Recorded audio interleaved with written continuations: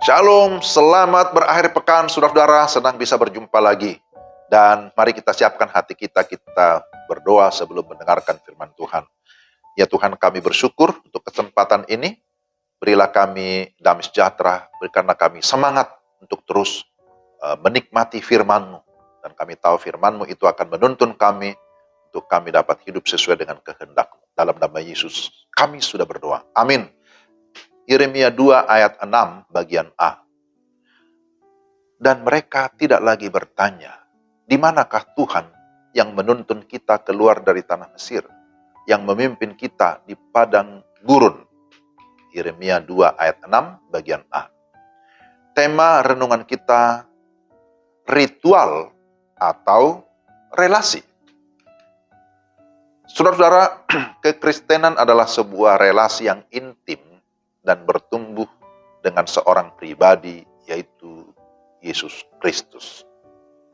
Kekristenan bukanlah sebuah kumpulan doktrin-doktrin untuk dipercayai, kebiasaan untuk dipraktikkan, atau dosa-dosa yang harus dihindari. Setiap tindakan yang Tuhan perintahkan dimaksudkan untuk meningkatkan relasi kasih-Nya dengan umat-Nya. Tuhan merancang penyembahan agar kita bisa menyaksikan kemuliaan-Nya, sehingga dapat menanggapi dengan sepatutnya. Tetapi bagi banyak orang, makna itu sudah diturunkan menjadi sekedar agama.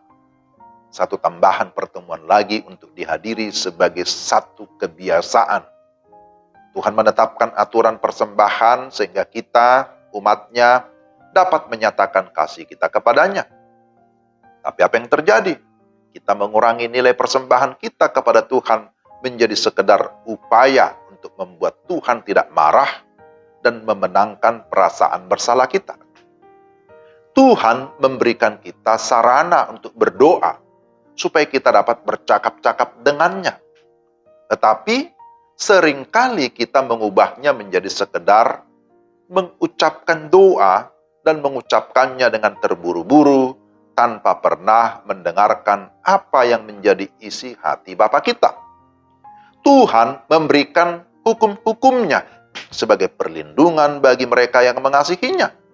Tetapi hukum-hukum itu dijadikan sebagai sebuah legalisme, bukannya sarana untuk membangun relasi dengan Bapa yang melindungi kita dari hal buruk yang merugikan kita. Saudara yang dikasihi Tuhan, umat Tuhan pada zaman Yeremia merasa sudah puas dengan ritual-ritual tanpa kehadiran Tuhan. Mereka menjadi begitu nyaman dengan agama atau dengan ritual, sampai mereka tidak menyadari bahwa Tuhan tidak lagi hadir di tengah-tengah mereka. Apakah mungkin orang bisa berdoa, menghadiri ibadah, penyembahan, atau memberikan persembahan tanpa mengalami kehadiran Tuhan? Saudara-saudara, itu sangat mungkin terjadi. Tapi saya harap itu tidak terjadi pada kita. Dan itu menjadi kenyataan yang menyedihkan dalam banyak pengalaman Kristen. Jangan merasa sudah nyaman dengan kehidupan keagamaan, tetapi kehilangan relasi penting dengan Yesus Kristus. Jika Tuhan hadir, akan terjadi perbedaan yang nampak jelas. Bagian kita, mari kita tingkatkan relasi atau keintiman kita dengan Tuhan.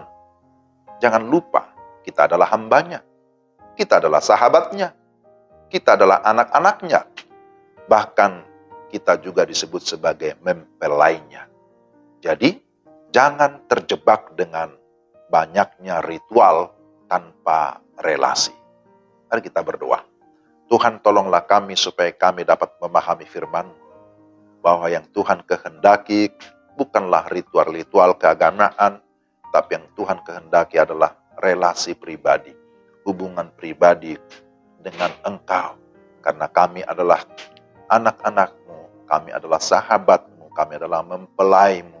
Karena itu Tuhan merindukan supaya setiap jemaat, setiap kami sungguh-sungguh lebih mengutamakan pribadi Tuhan dibandingkan dengan ritual-ritual ataupun sesuatu yang lain yang merupakan berkat-berkat material. Kiranya sebagaimana firman-Mu, kami lebih mengutamakan kerajaan Allah dan kebenaran Allah. Supaya dengan demikian kami akhirnya boleh bertumbuh dan kami bisa merasakan, mengalami berkat-Mu. Dalam nama Yesus kami berdoa dan bersyukur. Amin. Demikianlah renungan kita hari ini. Tuhan memberkati saudara-saudara sekalian. Selamat berakhir pekan. Salam.